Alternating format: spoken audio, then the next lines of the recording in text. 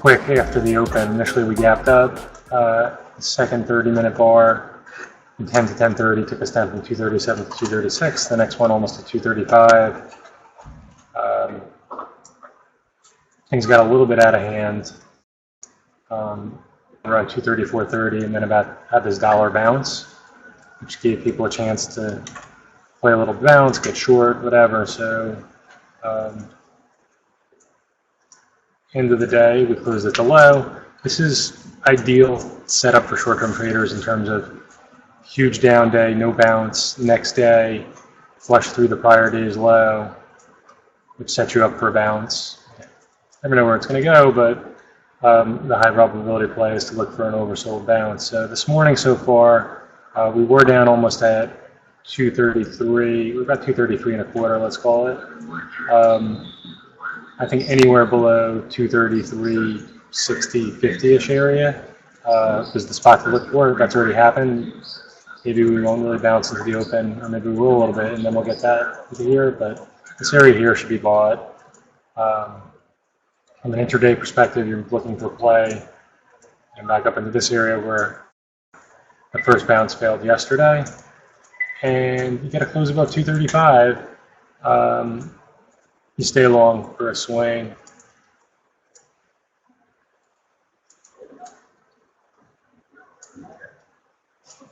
So I don't remember the last time we had such a down day, maybe the beginning of 2016.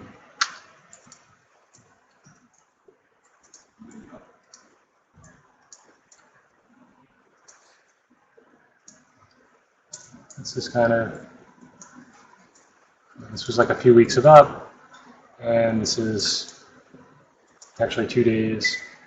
You want to be long, you're buying into this flush through yesterday's low, hit out below, say 230, 290, and if we keep on going, make another play as we get closer to a 232 and a half or lower. So that's the thought on that. Look, it would be great if this actually led to us an increase in volatility over the next couple of weeks, or even like we had the beginning of last year. I'm highly skeptical. It seems like the likely reason for the selling was people realized that the healthcare thing they're trying to pass is not going to pass, and a lot of what people are saying is a lot of the up move in the market is Trump's going to get his agenda passed. But if the first thing that they try to get through can't even get through, then that brings into question whether tax cuts can get through, whether infrastructure can get through. I think those things are less controversial. At least the infrastructure should be. The Democrats should be on board with that. But people front running in front of that vote create a little bit of a big down day. People not wanting to buy in front of the vote either. So that's kind of where we are. On the IWM side,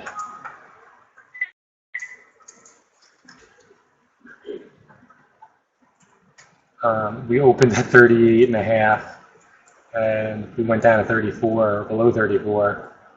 Basically, the support area from January, February, 34 to 33.60-ish.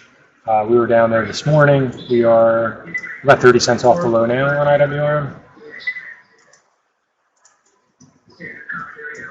Yeah, this gives us a good picture. So just up and down and up and down and up and down. And it looked like we were going to break to the downside here, and then again, we held. So it's exactly the lows from today. I think I put on the sheet, what did I say? Yeah, but a flush through this area right here that's what you want to buy. And then, there's about $1.30 to $1.50 upside into this area right here, this prior support where we bounced off of a couple weeks ago. So that one, I'll take that and put VXX on the sheet, but let's take a quick look at that. So this one, it got up to 17 in the pre-market. Levels change on this because of the decay of the underlying instruments in it. But the 17 to 17.15 area, if the market tanks through this morning's lows, that's the spot I would be looking at, probably against 17.30. And that's that.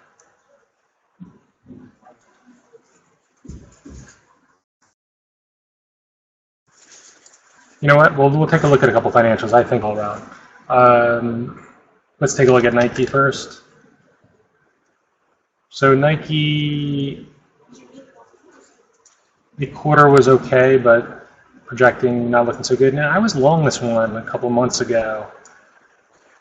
I feel like I bought it in this area here, like around, it spiked up, and then I bought into this pullback here, like 51.70. And I think I sold it when I got back up to 54. So I missed, and I didn't have an alert set for this breakout here. So it went from 54, broke out to 58. Looks like it's coming back down to this 54.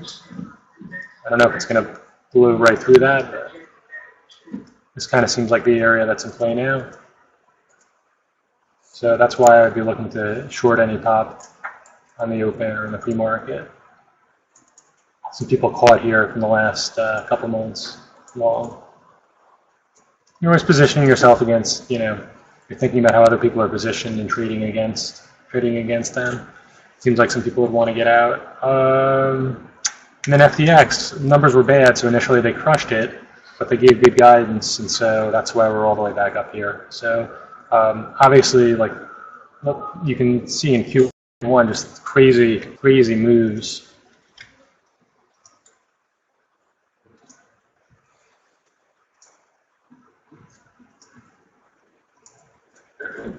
So they crushed it initially down into the support on the daily and bounced all the way back up to the resistance on the daily. So it's pretty wild. My thought is, you would want to short it into 198, but understand that they could overshoot it, maybe even try to push it closer to 200. Shorting it here for a move back down to kind of this 94, 95. It's a pretty good risk reward. So that is that. And then let's look at a couple. Let's look at Wells Fargo. Yeah, let's look at Goldman.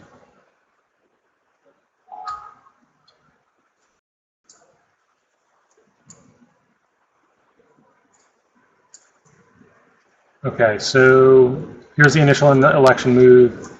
Went up to 210, consolidated, and then came up into this cut. So it's below this right now.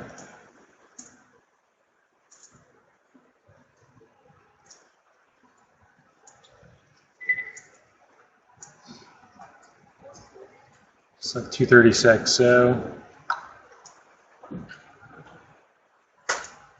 maybe this area right here, we'll move back up to 236.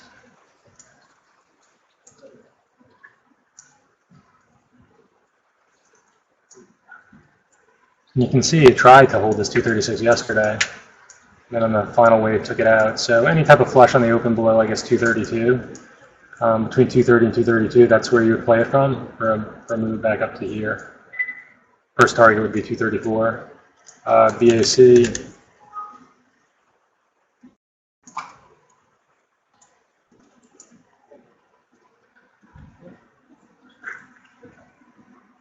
So big support at 22.5. 2265-ish. You want to see it get back above 23, 2310 area.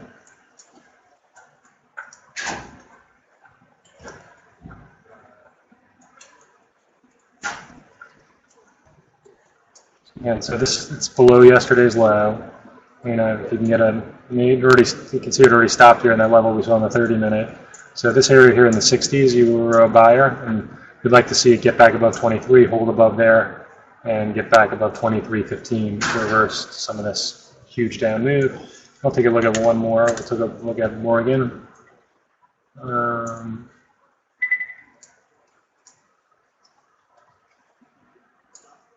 Again, I think from just a bigger picture fundamental, I think a lot of hedge funds will step in and look to buy these names. So it's good to watch them. They led us on the way up.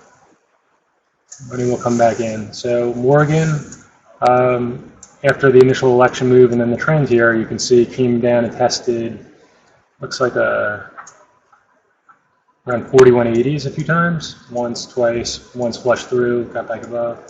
So it's got a little bit of room to get to this support.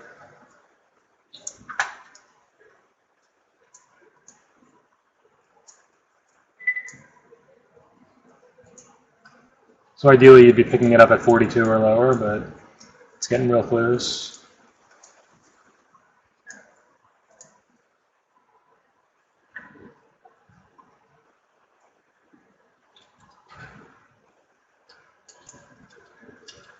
If you don't get the flush down below 42, the way I would look at it is if it gets back above 42.65, then play it against the half from there. CSIQ, we made that trade against 12.5. It went down to 12, then bounced back up to 12.5, then back down to 12, and then looks like back up to 12.5. So no reason why you can't. They're definitely buying it into $12. In fact, a lot of volume came in at the end of the day, so maybe it's just putting in another low. ESPR was wild on the open yesterday, but we did get the sell-off back inside of the priorities range.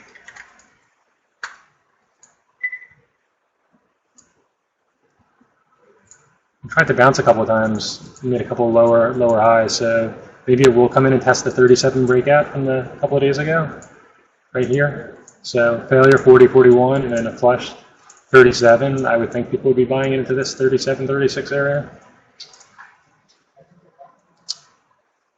So that's it. I wanted to get this out of the way early so we can focus on market trading day. And it should be up and posted soon, in real time. Be patient and good luck. Hope you enjoyed that video. You can actually watch that video if you're subscribed to our Trader 90 before the market even opens. What stocks are in play? What levels in those stocks are important? And how we might go about attacking that stock.